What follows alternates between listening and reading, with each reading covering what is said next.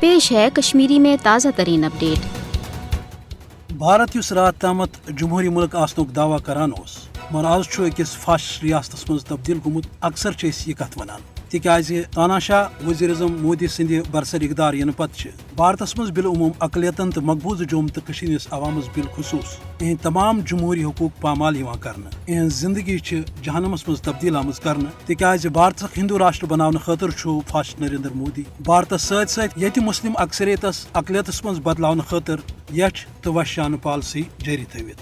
ات ست گوڑے مقبوضہ جوم تو لکن ہند جمہوری حقوق پامال آمت کرنا یس زن سیود تمام انسانی حقوق کن بین الاقوامی قوانین تو معاہدن ہز خلاف ورزی عملن مقبوضہ جوم تو اکس جہنمس مز تبدیل آمز کرنا۔ بھارتی جمہوریت کن دعوی دار لکن خاطر یہ عالمی سطحس پہ ذلت تو رسوائی ہند باعث مگر امہ باوجود انسانی حقوقن ہند عالمی ادار یا تنظیم بھارتس خلاف کھانا کاروائی کران کی زبانی تو چھوڑ تشویش باون ست نہ ہوں ہند حق محفوظ روزت تو نہ مقبوضہ جوم تو ہند عوام بھارتی سامراج سنزو جبری پالسیو نش بچاؤ رٹت۔